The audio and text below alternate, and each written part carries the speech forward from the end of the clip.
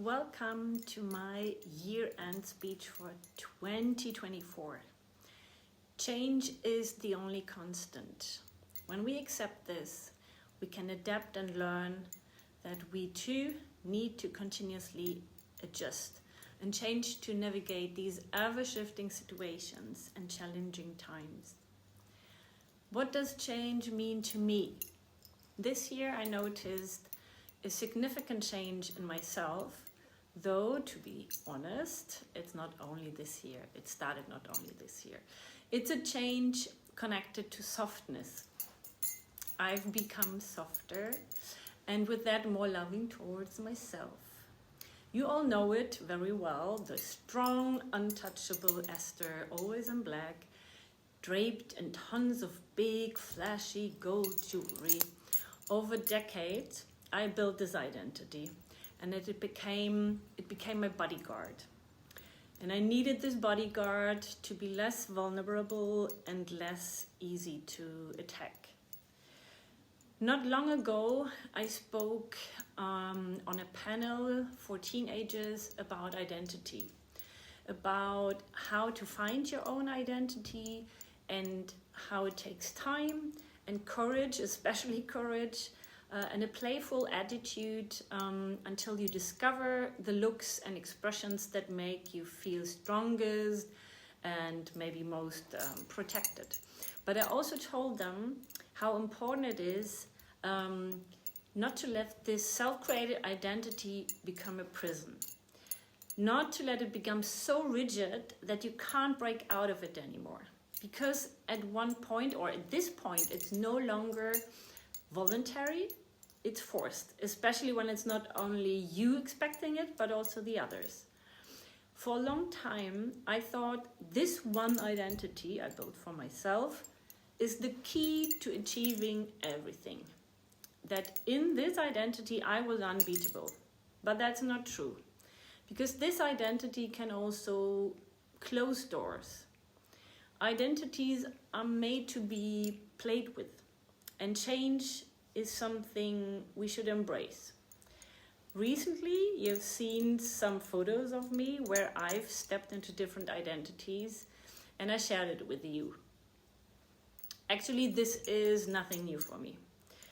The whole reason why I became a fashion designer, I think, in the first place, was because even as a 5-year-old, I love dressing up and stepping into different identities to feel how they affected me and how others reacted, of course. My whole life, the greatest joy for me has been being invited to themed parties where I can dress up. What's new now, this year, is allowing these identity changes not only at theme parties, but increasingly in my identity, in my everyday life. So I no longer need this external identity 24/7 to understand how strong I am or how strong I can be. The last theme party was a special moment for me. The theme was high school. Come as you were or you wished you were. Maybe you saw pictures of me. I went as a rockabilly girl, but not the wild, strong Amy Winehouse version, but more like a sweet, innocent little girl version of it. All the guests of the party knew or know my usual identity, and the feedback was very surprising. Everyone said I looked so soft, so approachable, so friendly, even cute. That was so interesting. And it kept me thinking for some days. And don't get me wrong, I really love my strong black identity, but it's beautiful when the boundaries become blurrier and more soft and other sides of me come through as well. Change is the only constant, but change also means constant learning. Playing means learning, not just when playing with identities. Playing is continuous growth. Through playing, you learn to respond and to adapt for this or to this ever-changing environment. This year, I have learned a lot, and and I worked intensely on a lot of projects where I never thought I would be able to do this. So now I know I can tackle them even in the future. Each year I have the feeling I grow not only as a creative person, but also as a business person, as a business woman. And that's a role I didn't take on voluntarily in my company. It was just I had no other choice. And for me, it's great to see how much better I get every year. And you've probably noticed, yes, I started with all the positive things because that was my very intention. It's my first resolution for next year to work on my complaint hygiene. I know it's not easy, but I can't even stand listening to myself anymore when I constantly talk about things that didn't work out. So, I live in a country where there's no war. I'm healthy. I have plenty to eat. I have a beautiful apartment where I can live in. I can be creative and I turn my passion into my career.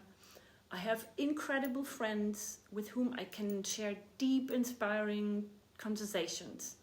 And I'm proud that after 16 years, I have still my own shop, and for 20 years, I'm running my own label. None of this is given in these days. All you have to do is turn on the news and you quickly realize how lucky you are. And I know I am. Life is shining down on me and I know it. But I still allow myself one short moment here. Fuck! This year was really exhausting.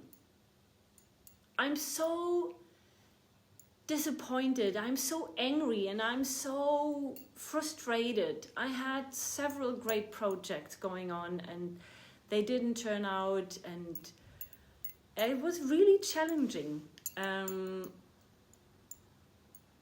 But yeah, I'm usually the person where I feel like I can do everything. Everything works out. I'm the hungry caterpillar, but I am really disappointed.